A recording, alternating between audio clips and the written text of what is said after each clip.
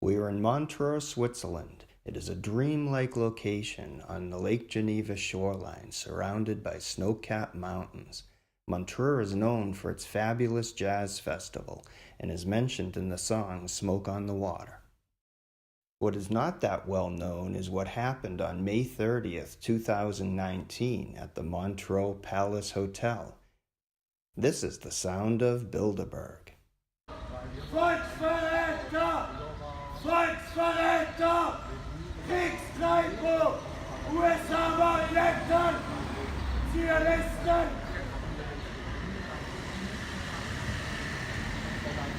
The thing that most people do not know is that the Bilderberg meeting has been taking place since 1954 and is attended by very influential people from the areas of politics, high-tech, education, media, military, and finance.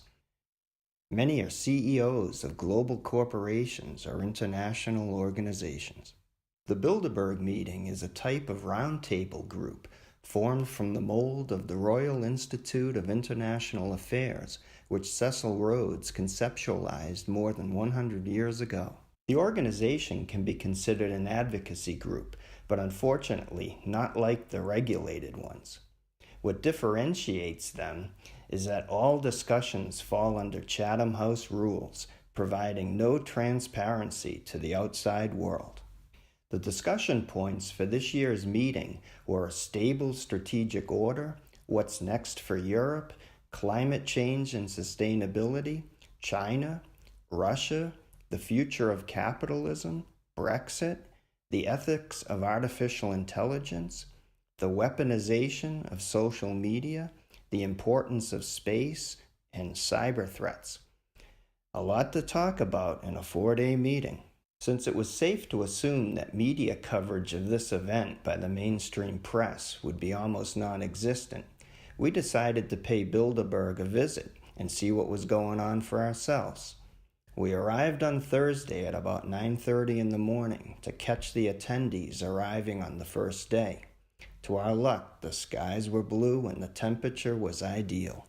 The Palace Hotel is a massive complex spanning from the shoreline up the hill, across a street, and further on up. The main entrance is along a parallel street farthest from the water, where we decided to get our first impressions. Upon arrival, there were approximately 15 Swiss police guarding the entrance. This was standard procedure at all times throughout the day.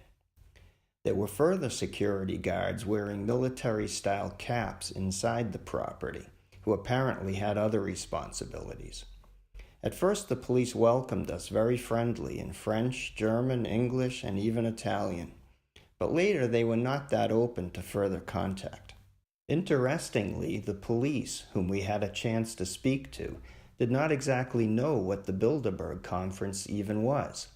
Their primary focus was to secure the building and to ensure that only people with the right badges and credentials were allowed entry to the grounds.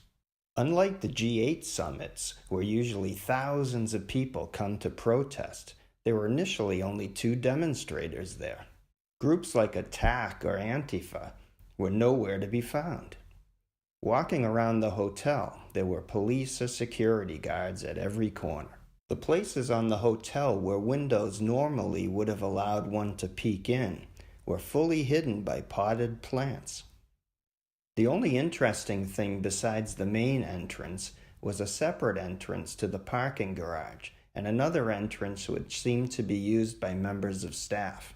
In the beginning, we had a perfect view across the street, through the gate, past the security guards, onto the entrance.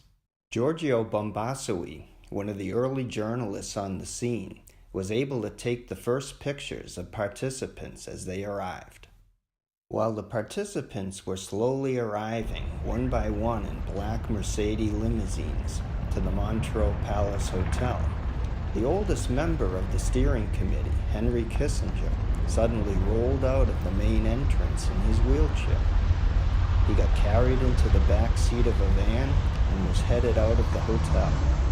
We were standing at the exit and filmed him when he came out the gate. Then the well-known Bilderberg reporter Charlie Skelton arrived. armed with a hat to protect against the sun and a camera to follow Henri de Castries, chairman of the steering committee, who had just exited the hotel to go for a walk. Everything was just great. We had a clear view on the entrance and the exit. So far, the police let us walk up to the gate and take pictures. Then suddenly, the security managers of the private hotel guards came out and reviewed the situation. It did not take long until a large white van pulled up and gardening workers stepped out. They opened the back doors of the van and started unloading. One after another, they pulled out plants and carefully placed them directly in our view of the entrance. At the time they were finished unloading, we had a harder time seeing through the bushes to take pictures, but we could still manage a direct view. Then they came around the corner a second time with the mother of all flower pots to put an end to our ability to take pictures. A few minutes later, John Micklethwaite, the editor-in-chief of Bloomberg, walked right past the plants and out the main entrance. Our cameras were waiting. Up until now, everything was peaceful, besides the one German-speaking protester from the Swiss People's Party,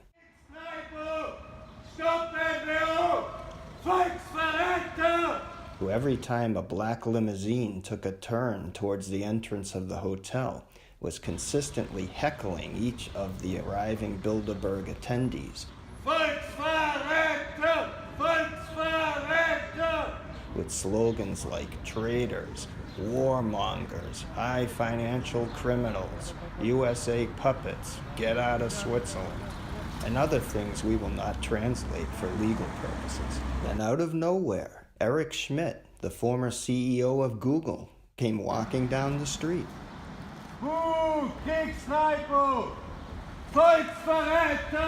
One of the protesters suggested that Eric Schmidt took over the role of David Rockefeller at the Bilderberg meetings. His driver surely was nervous, and so he forgot to unlock the passenger door to let him in. Meanwhile, our lone vocal protester gave him a few words of encouragement. Shame on you! Go home! With our view now obscured, we moved aside and used the remaining gaps in the system, a tiny slot under the camouflaged fence. After a short while, two people came with a ladder.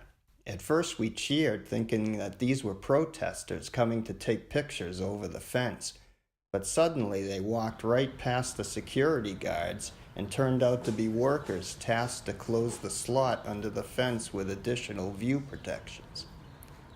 Soon the police informed us that the protesters and journalists were no longer allowed to stay on their side of the street. First, they put a warning tape between two signs to define the restricted area in which we were supposed to stay. Finally, they replaced the tape by a metal fence. Our chances for further photos were now essentially zero, so it was good that we had arrived early and at least gotten something. By coincidence, we spotted a young lady who earlier on had been smoking a cigarette on her elevated balcony of the apartment house across the street from the main hotel entrance. When she left the house, we chatted her up, and her curiosity convinced her to let us use her balcony. When we got up there, we were greeted with a direct view to the entrance of the hotel. Next, we invited Charlie Skelton, Giorgio Bombassoi, and Marco from WeAreChangeRotterdam to come upstairs with us, since they were better equipped than us with cameras.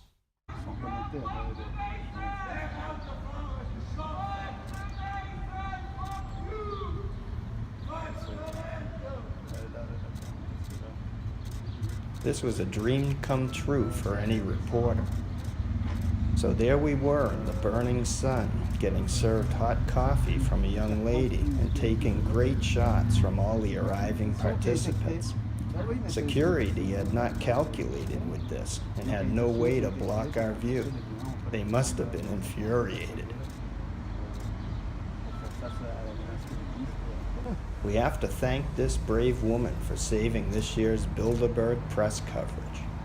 We spent the afternoon taking pictures of about 40 to 50 of the attendees as they arrived. Among those who we saw were Matthias Dürpner, CEO of Axel Springer, Peter Thiel, president of Thiel Capital, Dieter Tschetschke, former chairman of Daimler AG, Ursula von der Leyen, defense minister of Germany, Mark Carney, governor of the Bank of England, Irma Koch, chairman of Koch Holding, and even His Majesty the King of the Netherlands. For the high-quality photos of all the attendees, we would kindly like to refer interested viewers to the work of Charlie Skelton, Giorgio Bombasoi, and Marco from WeAreChangeRotterdam, who will most likely post their work as well. If you are interested to see more independent views about such events, we encourage you to get out there with your camera and do your part in obtaining first-hand information. Oh, and by the way, don't let yourself be blocked by flower pots and fences.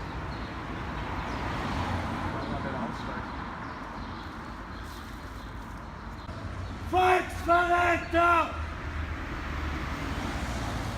Zionistenensöhne!